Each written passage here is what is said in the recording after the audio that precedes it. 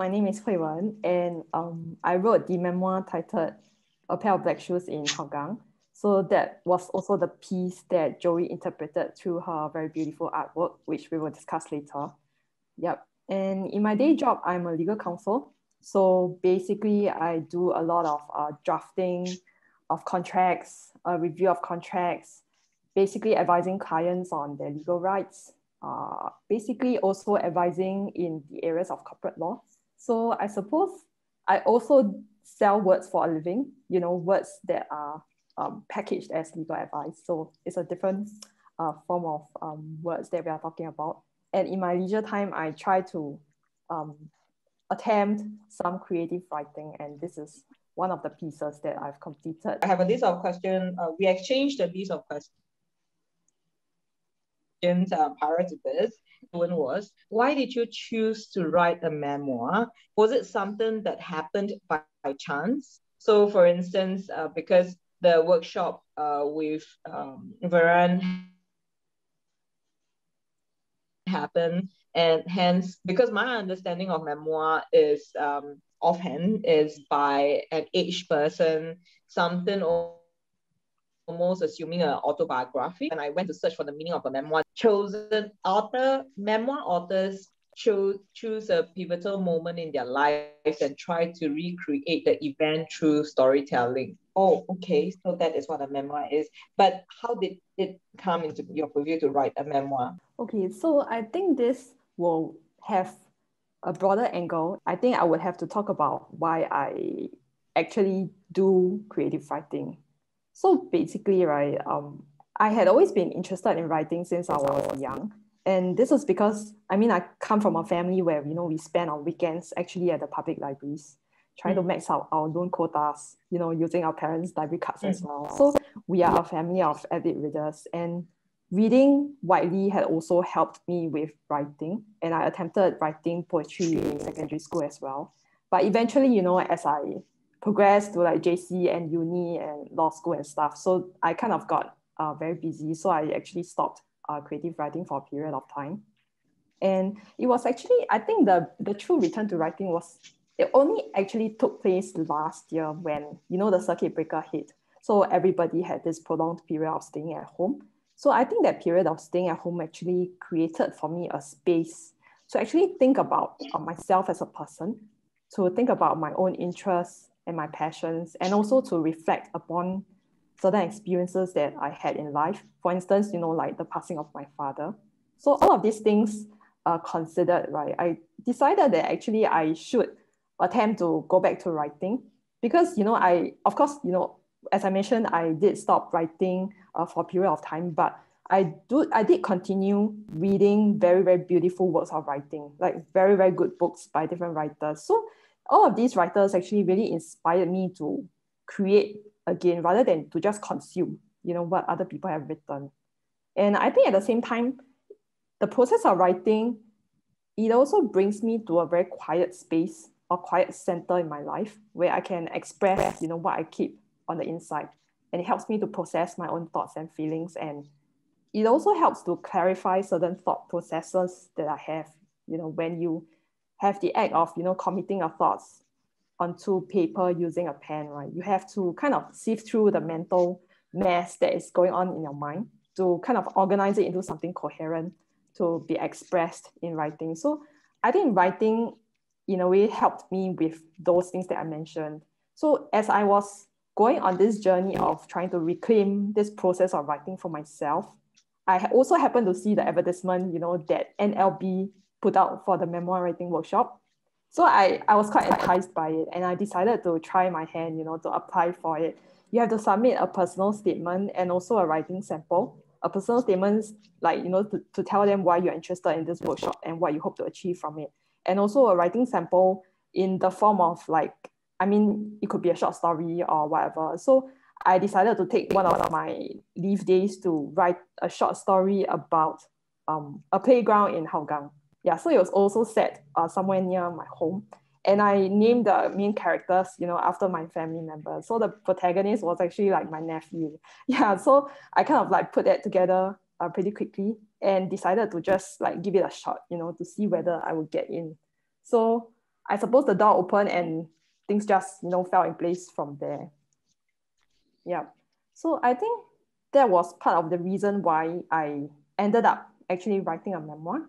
And the second reason was actually I wanted to kind of, in my writing, reflect and talk about my dad, like how, in a way, to honor his life and also to talk about the impact that his life had on me. Like, I would say that he's quite a quiet person. He led a quiet life, but it does not mean that that has to fade away unnoticed. So through my writing, I was wanting to, in a way, honor him and also to have a story about him that would have a more lasting impact. Because to me, I believe that words endure forever. Like even when, the person writing the words is no longer around, but words will continue on and whoever will read the memoir will know about my dad. So yeah, I think that's a very long answer to your question about how I chose to write a memoir. And I suppose the definition that you gave, right, like from what you found about memoirs being about or featuring a certain pivotal point in time of a person, I think I agree with that definition because uh, as I went through the workshop and understood more about the genre of memoir writing, I realized that it is in a way like a time capsule that is actually captured in words. So it captures a certain moment and the emotional texture of that moment. So yeah, I do quite agree with what you have mentioned just now. Thank you so much for sharing that. I think this was something else that I was going to ask, but ending from that, right? So pivotal moment in your life, and you mentioned it as a time capsule. I think this almost relates back to a little bit of what Shusha and Emily were sharing just now, about some imagery was more. But anyway, okay. So I was going to the next question I was going to ask is did you intend to write a memoir? I mean, because it is meant as memoirs as being pivotal moment in your life that you then recreate through storytelling. And I guess in our lifetime there will be a lot of pivotal moments, turning moments, and from this is your first memoir, right? Yep, it is my first memoir. Yeah. Okay. You intend to, I mean, I've been going through this experience. I think reading the memoir, besides my feeling of it, besides what you mentioned about to honor this man, this very important man, your father. I think there were a lot of other emotions that I have to slowly put into words in a bit, but nonetheless, do you intend to continue writing more memoirs? Is that something that is in the pipeline? I do hope to continue writing more memoirs. I think memoirs are a very versatile genre, in terms of helping you to consolidate certain memories and putting them into the form of, like what you said, to recreate stories so that people can connect with them. I don't have any specific ideas for a second memoir in the pipeline so far, but I do hope that I can continue writing memoirs or beyond memoirs, just even, like short stories or creative nonfiction or even poetry. So I do hope to explore different genres in my writing. Yeah. Mm. And then just now you were sharing about I guess part of the reason why you wrote what you wrote is to share the legacy of your father. In my statement I mentioned, I think I referred to him as a beacon, a lighthouse in your life, the way that I see how you have wrote about him. So I wonder, do you have intended audience in mind as you wrote this particular memoir, about a place in Hougang and the person that you shared this memory with? And is it a homage to every parent? And then I was thinking also that I imagine this story for even a young child, that, I wonder how you envision for a young child. Yeah.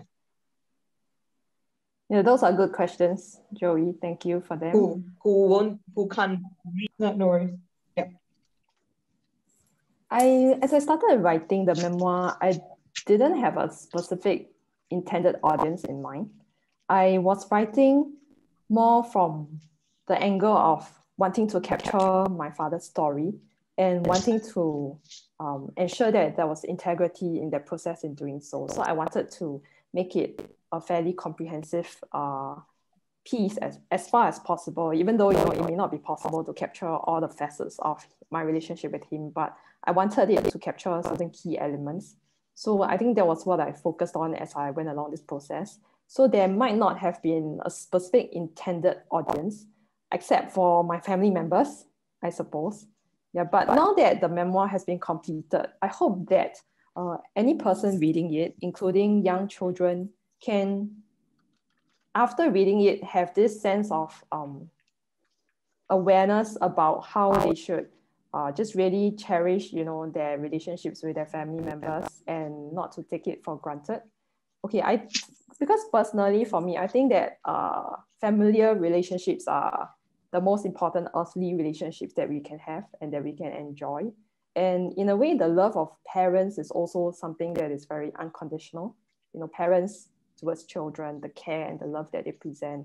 And this is usually manifested in very ordinary and very everyday actions that, we sometimes may not even be consciously aware of it, and we may not even be appreciative of it, or we may even take it for granted or treat it with a certain carelessness or even contempt at times, when you have some friction with your family members. So I think circling around all this in the fairly day-to-day living, I hope that my memoir can remind the audience of, how precious family ties are and not to take them for granted. And this is something that I hope that even young children can take away from reading my memoir. I was actually thinking more when I was reading your memoir. Actually, I think in images and pictures. So when I was reading, I had a lot of pictures in my mind. So when you're sharing about, when I was thinking about, the legacy of this man, right? In your memoir, he's your father. But as a person reading your memoir, he is this man, this beacon, this lighthouse, right? Who has guided you and continue to guide you. So to me, he's this man. But I guess I was thinking about a lot of imagery, and I was wondering whether or not it would be some picture book where or some pictorial illustration book that for a young child who may not be able. How would you envision that pictorial book for a young child who don't have words, who can't read words? I see myself as that young child who, if you can't read words, because I'm a bit dyslexic, so when I'm reading, I had to read through many times to kind of finish, because I get lost, certain parts get lost, and then I miss bits and pieces of the story. Yeah, so that's one. So moving on to the next part is so I'm going to read this off again, so it sounds very scripted. Sorry. It was so well articulated. I genuinely felt the quiet persistence and wisdom of your father through the way you weave your words. Symbol in action. So the jogging around the circuit, thing to time passing, and time, the different phases in your life and your father's life. And in the black shoes. So through your memoir, it is clear that words indeed are your tools. Was there, or were there moments after writing and reading and sharing your memoir that you felt that your relationship with that particular moment in your life has transformed? If so, can you share how it has transformed? Okay, just going back to your earlier question about the, like how I would envision the memoir for children, right? Okay, I'll come to the next question in a while. So just a quick note that I think if it could be in a picture book, then the main imagery would be the black shoes and then the activities surrounding the pair of black shoes. Yeah, so I think that might make the message and the story more suited for young children. I think if it were to be expressed in the form of a picture book. Yeah, so okay, coming to your question about how, whether there was a moment, after reading and writing the memoir that I felt my relationship with that moment had been transformed. I would say that there was one thing that really struck me after and also during the process of writing the memoir. And that is that, the seemingly common and ordinary things and places, actually, these are the very, very things that add tremendous meaning and they have lessons for us to learn from. So, like I'm just writing about a very normal park, there's nothing really extraordinary about it. Like if you were just to look at it from an infrastructural perspective. So it is all about very ordinary, perhaps, and very everyday, and commonplace sort of things and places. But I do find that actually these things, when you sum them up, right, they actually form your life, because you go through, each moment by moment every day. And then, like there are certain ordinary moments or there are certain common moments like that you encounter perhaps on a daily basis. So each day is made up of a summation of moments. And then, your whole life is made up of a summation of your days. So your whole life is actually a summation of all of these moments put together. So I think it really taught me that actually I must think and go more deeply into, these moments, what is presented before me and what they are actually trying to teach me. So I feel that we don't have to look very far, we don't have to be too enamored with like looking for like cool places to hang out in, like looking for the latest in places or whatever, like activities to do. We don't have to look very far. We just have to look at what's around us, to look at our homes, our communities, the people and the environment around us, just to open our eyes and look at the people around us and to be present in that moment. And I think that presence in that moment is the best present that you can give to yourself, in figuring out what that moment is trying to teach you. I hope that answers your question. Yes, it does. And I think I guess from your writing you really that is exemplified in your writings, because that, and it all ties in together what you mentioned about how what your response to my earlier question about how you envision the memoir for a young child. So you're saying how this symbolic or this few key imagery would be it would be surrounding this key imagery and the shoes. So that was the thing that I picked up. And also as you're explaining or sharing about, what has been, revealed or transformed as you wrote this, your experience of writing this memoir, I suppose, is how this moments are in fact more significant than we think, I suppose, or how it is more significant than we take for granted, I suppose. Yeah, so it's very key because I did pick up, and I'll share a little bit about my process later on, and I did pick up this key things that you are sharing right now. So I'll get that later.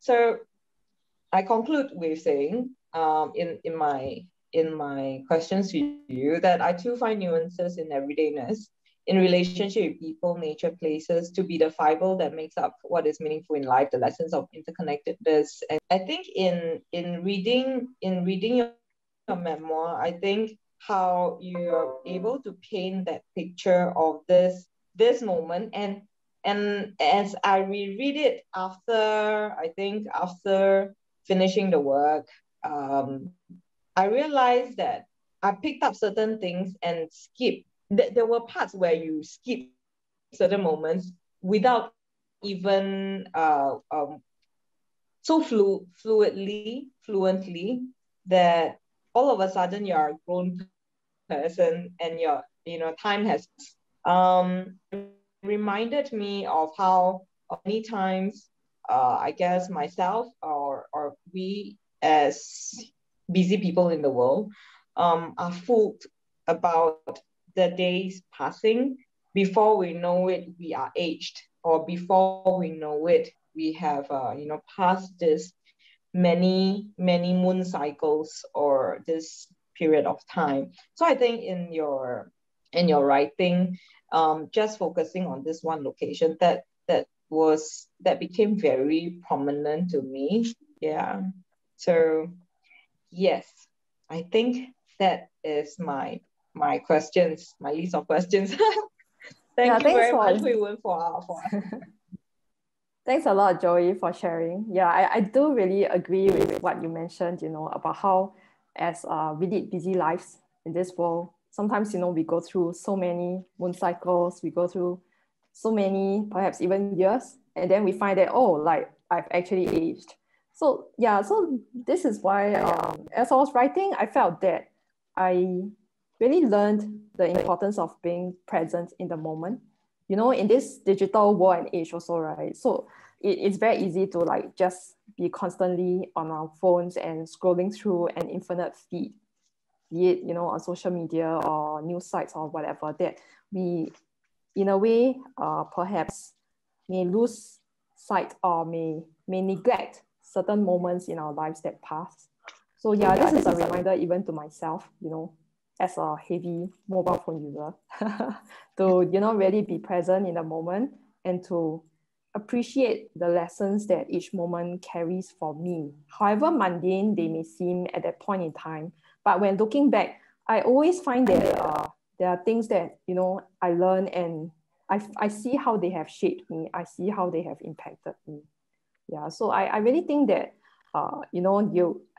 okay, so for me as a writer, hearing what you have shared in terms of your thoughts on reading my memoir, I find it very gratifying to know that, a reader has understood and seen my memoir for what I wanted to convey in terms of, the message and the story. So thank you for that.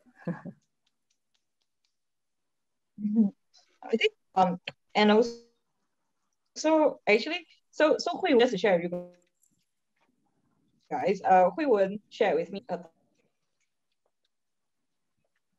thoughts about the artwork as well. Funny because I was reading what your of the artwork of my interpretation of your memoirs. So it's very poetically written. It was so beautiful. So yeah, thank you very much for that. And I think it's fine for me to see. So we are the way it came. Yeah, we learn a word through the dialogue between Julene and Lin. The word is I cannot pronounce it. Ekphrasis. Ekphrastic, which means to, like, if you're writing an ekphrastic poem, I suppose you are looking at a painting and you are trying to express that message of the painting in words, right? Is that what you were discussing? Yeah, you change it, not change it, but yeah. So something along that line. Yeah. So this is exactly as I was reading your interpretation of my artwork, of the interpretation of your memoir. that was now I'm for it. And your interpretation become another, I feel like it's another artwork on its own, another writing on its own. So for those of you who are interested, come to me and I'll let you know. So how about I share my thoughts, on interpreting your artwork, so for the benefit of our friends who are here also listening in, and then we'll jump into the questions. Yes. Yeah, I see Timothy's comment. So Timothy, I'm going to share it verbally with all of you right now. So I wanted to just give Joey these thoughts that I had about her artwork, because I was very intrigued by her artwork when I first saw it.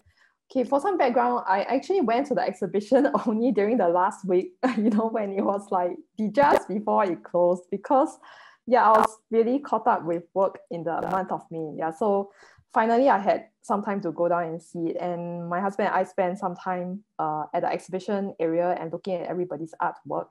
So this is what I wrote to Joey in terms of, how I perceived her artwork. So when you first look at it, there are actually two parts, right, to the artwork. The first is the landscape that we see through the peephole that Joey had created. And the second is the light show, that scans a detailed sketch of the playground in the park from the photos that I shared with her. So I had shared a series of photos of the park and the features in the park, like the reflexology park, the playground, the courtyard, etc. So she picked the playground and she had a very detailed sketch of it, and there was a light show that featured that. So, okay, talking about the first part, the landscape that we saw through the peephole. So basically, the first impression I had was that it was like a very zen and picturesque garden landscape. So one of our workshop friends actually commented that it was like a Suzhou garden in winter, because the dominant colors of their landscape are white, black/brown. So yeah, this is what you see at first glance. So at the time when I looked into it and I saw this picture, it seemed to paint to me a certain somber and yet very zen mode of wistfulness, this mode that somebody who has a loved one that has departed will usually be in. And, it kind of like in this like very graphic way reflects that state of mind of that person whose loved one has departed. So, and also, because of the dominant colors, it helped me to associate the landscape with the season of winter as compared to, the other three seasons of spring, autumn, and the other seasons. I can't remember the last one at the moment. So spring, summer, autumn, the other three. So basically, the season of spring is usually associated with, loss of life or of green things, because, everything turns white, right? And white is also a sign of, in a way, mourning or sadness, perhaps. But to me, there is a duality to this symbol or this color, in that winter is also a symbol for rest, for recharging, for preparing for new beginnings that will come when the next season of spring comes. So when the white is actually replaced by the green, when the leaves grow again, when the flowers bud again, that's when, the season changes and the transition will take place. So for me, this particular artwork raises the question of, so what is the reader's response when this particular season of rest, a season of longing passes? How will the living respond and continue to lead their lives? So this is a question that the artwork posed to me at that point in time. And plus, as you look into the peephole, you will see that there's a mirror that is integrated together with that artwork. So to me, there is this idea that as you are looking at the artwork or interrogating the artwork per se, you are also having it look at you. So it is also looking back at you. It is forcing you to look at yourself through the mirror. So there are two things. The artwork is looking at you, and the artwork is forcing you to look at yourself. So I think it is that's where I find it very powerful, in that the artwork is actually looking at the viewer's response and asking questions of the viewer. Yeah, so that's my interpretation or what I sensed and took away from the first part of the artwork. The second part of the artwork is the light show. So I was very intrigued also by the very detailed sketch of the playground, because if you take a look at the picture, right, which I think is shown on Joey's Instagram page, you will see that actually the sketch that she produced is very, very true to the picture. So including, the benches and the features of the playground and stuff like that. So I think that light scanning to and fro, it reinforces the idea mentioned in Joey's description that the person is moving forward yet looking back, moving forward and looking back. So there is this cyclical motion of viewing that comes into play with looking at the light going back and forth. So it is like me moving forward and yet looking back at that particular point in time, at that specific moment that is captured by the playground. Yeah, so I really like the artwork. Yeah, so overall, I think when you connect the two together, you see that actually the two, I feel that they are very like visual poetry, you know, very much like so poetic and just in a way painting their own message in a very beautiful and evocative manner. So they are very different. They tell different messages, yet they are very connected. Yeah, so I think that's very powerful, and both engage the viewer in a very cyclical mode of viewing, in that, you know, you go back and forth the two, and then for the light show it goes back and forth, and for the peephole, the landscape in the peephole, you can kind of look at it from different angles as well. So I think that active engagement of the viewer in a cyclical mode of viewing helps to enhance what Joey is trying to say also about you know, this theme of cyclical impermanence, which I will also, you know, like talk more about it and ask you more about it later on. So yeah, I was very honored to have, you know, an artist like Joey to also interpret my my memoir. It's the first time that any artist has interpreted anything I've written. Yeah, so thank you for that. Yeah. So okay, I just want to ask Joey some questions also about, you know, her process, which I'm very curious about. And okay, later on I'll ask you some questions about interpretation also, like whether, you know, my interpretation is in line with what, you know, you set out to create. So I see that, okay, generally, right, as an artist, you create artwork in different forms, you know, on your, in your portfolio, on your website, you have sculptures, you have mixed media paintings on canvas or paper. You also have light projection installations. So I think this reflects, you know, a certain versatility as an artist. So how do you decide on, you know, the media forms to use for this artwork? And generally speaking, you know, when you embark on any kind of project, how do you first, you know, decide what medium or what media you wish to use? I think I didn't actually think about that. It was very intuitive, but also I realized that whether or not it is serendipity or it is, you know, it is something that as because I've been making art in a certain I have some certain motifs that keep repeating, I suppose.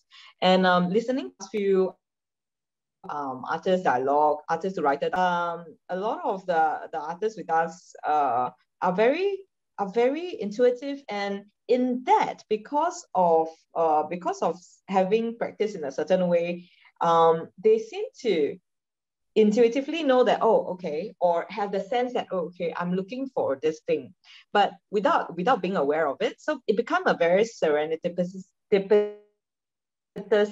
kind of encounter. For instance, yesterday when Jen was sharing how she was interpreting Anne's memoir, she was sharing how all these little things that she picked up, and because of her processes, she handled, I think she has a mental image in relation to these things that was picked up from Anne's memoir. So she chanced upon a lot of objects that she then used in her artwork. And I think it's for me, in that for this particular artwork, as I was, I think my process was how I was reading through, and I had to put it down. And reason for putting down the memoir, mine was because I'm overwhelmed by words.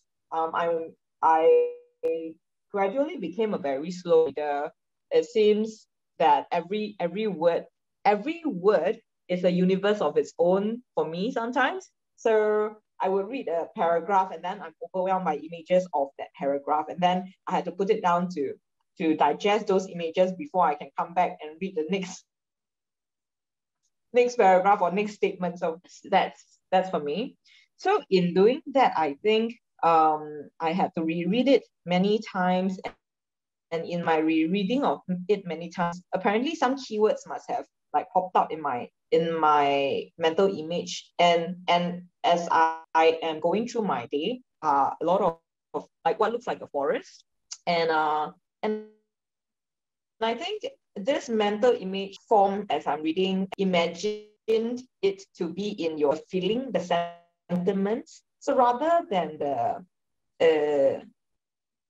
like the real place, what is the mental place, or what is the internalized location as you are revisiting this moment? I guess that is what I have in, and then I see it in my mind and in my environment. So for instance, the forest, what you mentioned, look like winter in Suzhou garden, right?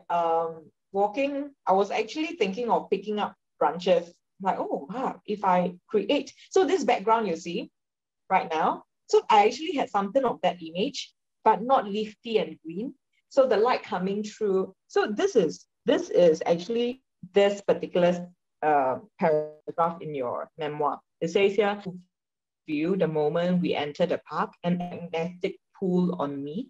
I would break free from that and run into the embrace of the playground, bathing in the warmth of the iridescent from the yellow flame trees all around.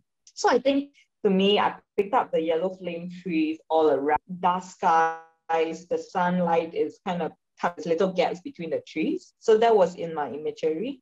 But this location and I think the what you mentioned about the seasons, it is winter and not the other three seasons. And I think it is I wasn't thinking winter, but I was actually thinking more of like it is devoid of other perspective space. So I guess winter is appropriate. The way that you have described the winter it is for you, it's appropriate because I wasn't specifically thinking a season, but I was thinking of the restorative revision of oneself, in internalizing of oneself and one's thoughts. And then, okay, so in that peephole, right, it was meant to be a little bit obscure. So only if you investigate the space, you may or may not see through the reflection in the glass, the mirror at the end, you may or may not see this little mailbox. On the mailbox is the title of a poem that was introduced to me just a couple of days or even a week before putting up the entire work. So the title of the poem is one second, 再别康桥 by Xu Zimo. And what I'm terrible at like words and even worse at Chinese words. But I thought this was very beautiful, and it was translated for me, and it was elaborated for me by the person who introduced me to it. So this last part, it says, 悄悄的我 sorry no 悄悄的我走了，正如我悄悄的来，我会意会衣袖，不带走一片云彩。So what was explained to me was that I came, quietly I came and quietly I left without taking anything with me. But the person who also the person shared with me as well, it's not that you did not impact the world that you came to, but is that it does not matter to you. You came, you did what you had left without taking anything with you. So this was introduced to me, and I thought it was very apt. It was that kind of feeling that I had while reading about this man, this beacon, in your memoir, right? I hope you're not offended by me calling him this man, because No. I feel like he is more than, yeah. So just to explain to you why I say that, rather than to say to just say that your father is because I feel like he's more than in through reading your memoir, he's more than because I know you, right? So he's more than your father, but he's this that has came and that has left a mark for yourself and through yourself. I mean, I think through yourself, at the end of the memoir, you said this: it was now my turn to make the grocery runs for the family. This mundane that you described earlier part of your memoir, it's cyclical. It's now your turn to take the role or be the role model, and be the beacon that he has been for you. So yeah. So in that sense, how did I decide all of this? Is really through this intuitiveness of what I have already been using, and then because of that, then I guess I start to process it in my everyday life and start to see these things. And from the poem that someone gifted to me, I felt appropriately fitted here. Forest where I'm looking as I go for my morning jog, I see these branches falling, and I see this forest, this imagery that you have painted, and then was built into my head, like this imagery that you see in my background now. So yeah, not sure whether kind of all over the place. No, I think it's not all over the place. In fact, it is a very coherent process of an artist. And thank you so much for sharing that with us. Yeah, I mean, I was very intrigued, and like as you share, I'm just like, wow, yeah. And I like what you mentioned about how you use the forest as an imagery for, like restoration, revision, internalizing one's thoughts, and like just processing through things yourself, and how you incorporated that poem, that poem by Xu Zhimo into the artwork. So yeah, thank you so much for sharing all of that. And I suppose, because the next question I had for you was, how's the process of ideation and production of this piece for you as an artist? So I think you answered quite a large part of that. And I wanted to just follow up to ask, as you eventually created the artwork, right, in terms of like picking up the tree branches and like eventually like shaping and molding them, because I saw some WIP clips that or pictures that you put up. So were there any other things in this process that you felt or you thought about that you wanted to share with us? Oh yes, okay.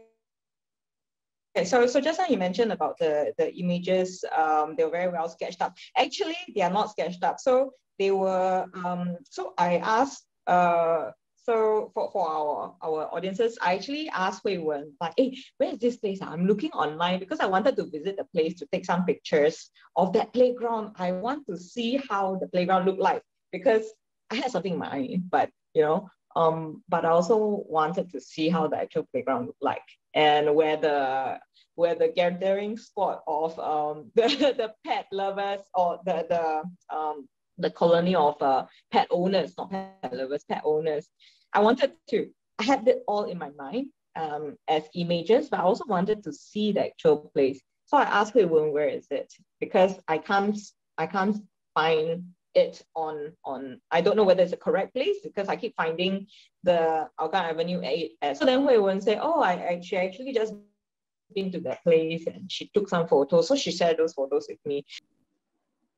So this is the playground that Hui Wen shared with me. And then the food reflexology circle that was also in Hui Wen's memoir. This is and again, I think these things about circle and cyclical and the jogging track being something that you go around and around over and over again. So I'm picking up this things through your memoir, and this is I don't know whether this is exactly the place, but I imagine that this was part of the bench where the pet owners were sitting, and so I thought, okay, this would fall into this would be condensed into. So I picked up these images, and I condensed them into the place where everything happened. This was a time lapse of the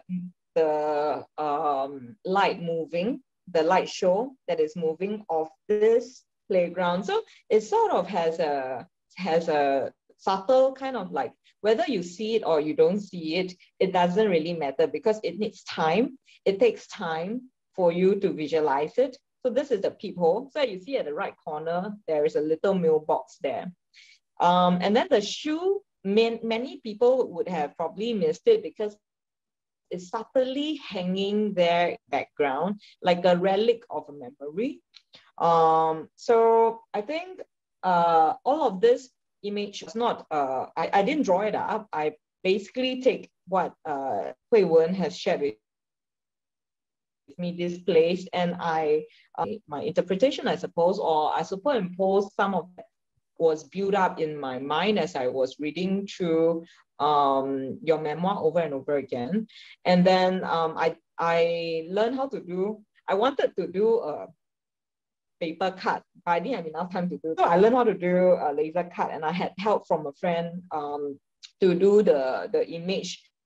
Okay, anyway, so just to add on, I didn't sketch it. So I did a laser cut of it by consolidating those moments, those imagery together. And then, yeah, and then the subtlety of the hanging shoes at the background. So that are some additional little. Yeah, that's awesome. Like, you know, what you mentioned about the details and the laser cut.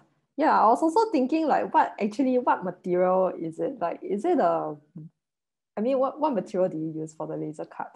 So it is a mounting board.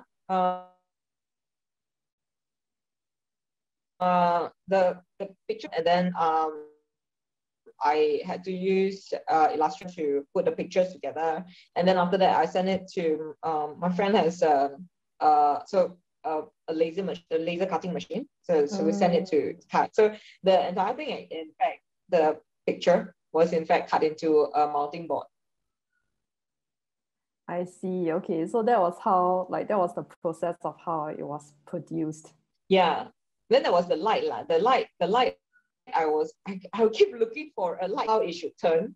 It should go all the way around.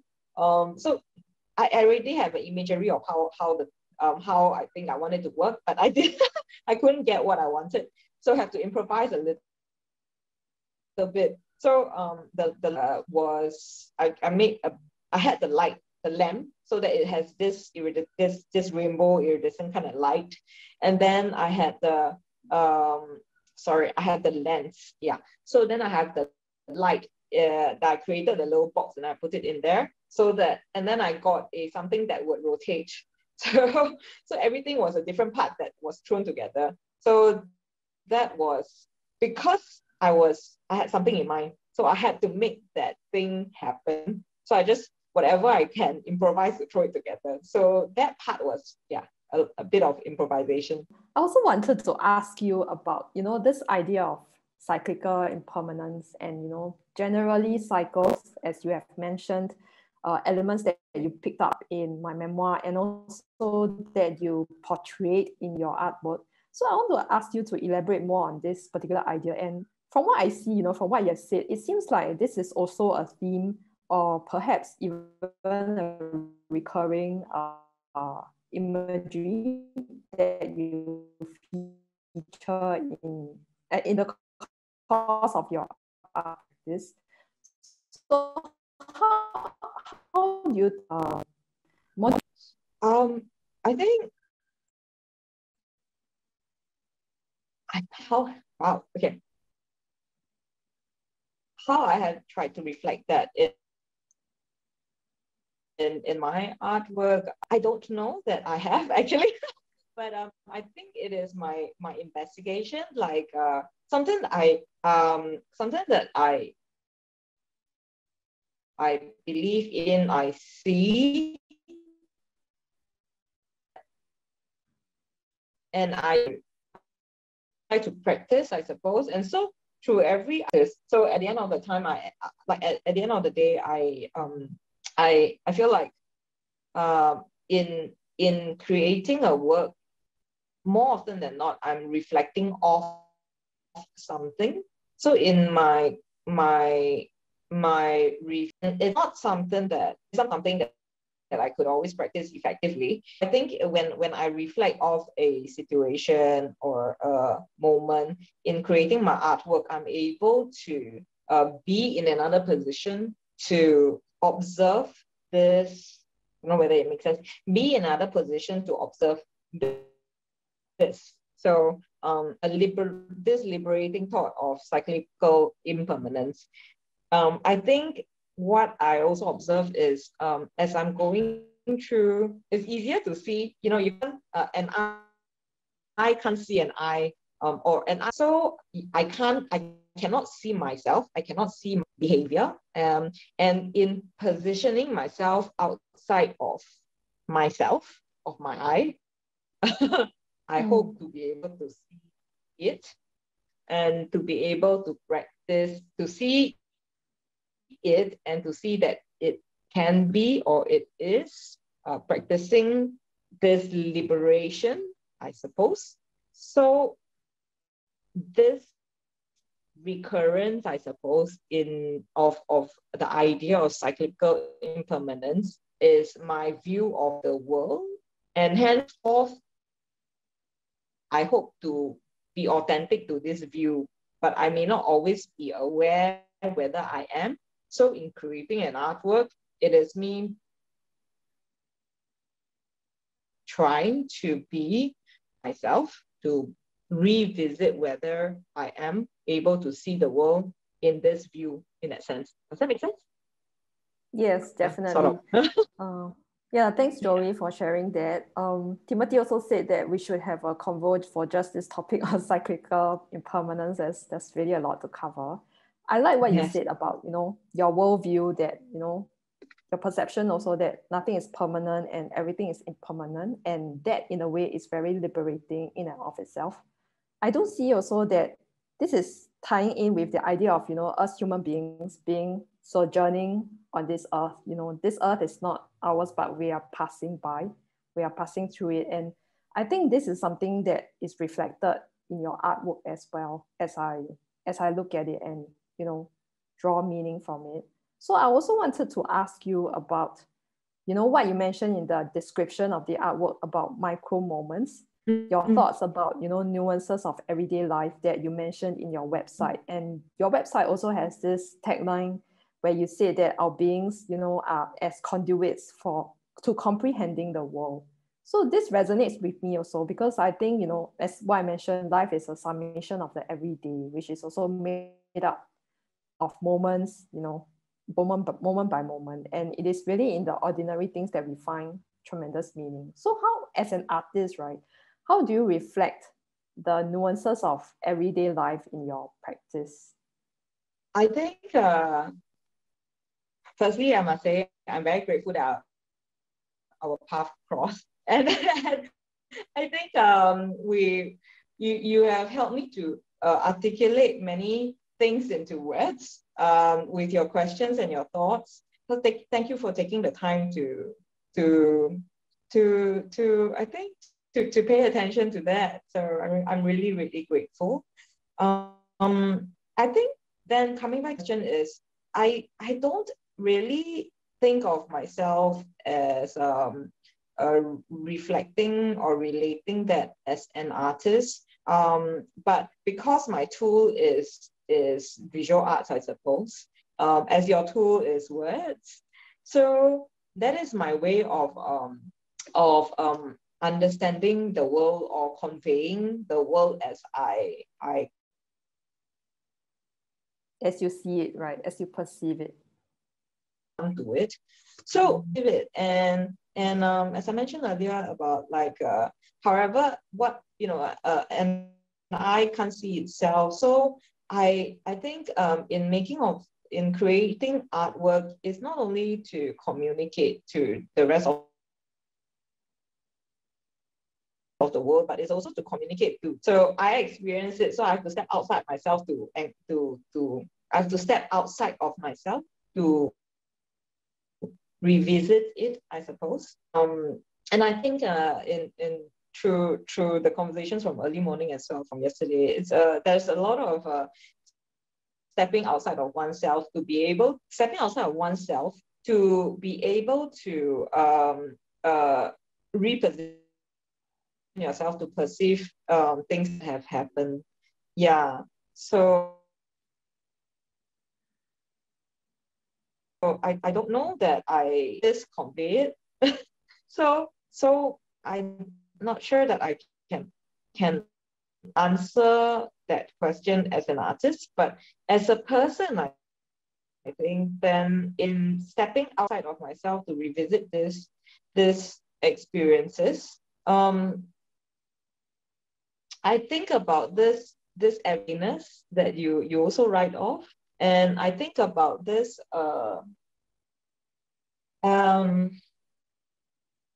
the word that you used just now as well, the moment by moment, that really is something that we should pay attention to. I think I feel the same way, because it's only through this moment by moment that, and through appreciating it, through revisiting it, through getting the insights of it, that we are able to see this transformation. It's almost like the imagery in my head right now is like the water dripping on, a driplet of water on stone, right? Or over it can break the stone or break the mountain. So to me, it's like that.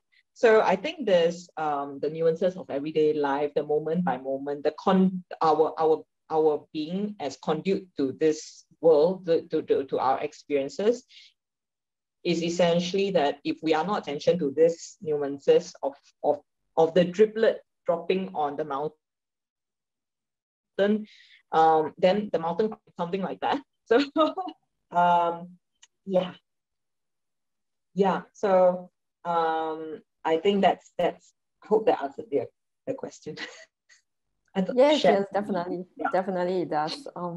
Thank you for sharing that. I like what you said about, how it is also a process of stepping out of yourself, so that you can have that perception of that particular thing or event.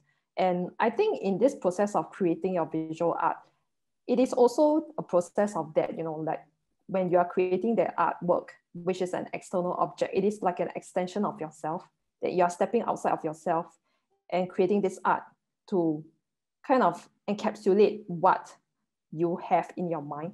And this is a point of connection that can be made to other people as well, that other people can connect to you through your visual art, and they can appreciate your worldview. They can see your work and what messages or recurring themes you are conveying, and how you have attempted to be authentic to your beliefs and your views. Yeah, so I really do see that through the artwork. And okay, one last question, as I see that we are a little over time. Okay, one last question. Yeah, sorry to our friends who are also here with us and having us prolong this. Okay, I wanted to ask you also a bit more about what you mentioned in your artist bio. You said that the times of your studies in Melbourne and Sydney have contributed greatly to your inquiry in your art practice. So maybe you can share more with us about how that particular time of your life has shaped your art practice, and how you see your art practice growing through the past few years. Artist Caravan was co-founded, I think, in 2008, right? If I'm not wrong. Yeah, right. Yeah. Yeah. So, through this 10 odd years, how has your art practice grown? And, moving forward or looking forward, what do you hope to see as you further grow and develop your practice? Okay, that's 3 questions rolled into one. But they're all like one question in itself. So yeah, I'm so grateful for you packaging it like that, because so Artist Caravan was something that Sarin and myself co-founded in 2008, and that was upon my return from my studies, and how, why, and what, and how my studies, in Sydney and Melbourne, and I think perhaps it could have been anywhere else outside of Singapore. It's just, I think, being out of a place that we are so comfortable with, we are then already physically repositioned. So in that repositioning, and then that is one factor. Second factor was because I think being able to be outside of a city, I think maybe the pace is different. The pace is very different than being in a city. There was a lot more opportunity to be out in nature. I think nature is also a big part for you as well. And just being, perhaps because of being in nature, you have I had more time to internalize a lot of things.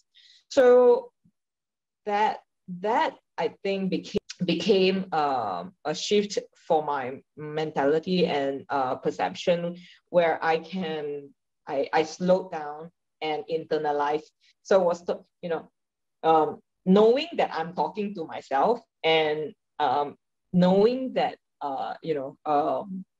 I had moments to myself. Okay, so that's the whole internalizing thing. And I was able to step outside of myself to view my encounter with other people. So when I was in Sydney and Melbourne, in encounter and interaction with other people, with the practitioner, their mentality, I was able to step outside and look at, and I think the stepping outside was very important, because it wasn't just experiencing it and remembering it as an experience, but it was stepping outside and looking at my conversation with them, and then seeing that, why is my conversation or my priorities so different, and then visiting that interaction as an outsider to see how come these two people have such different priorities and practice.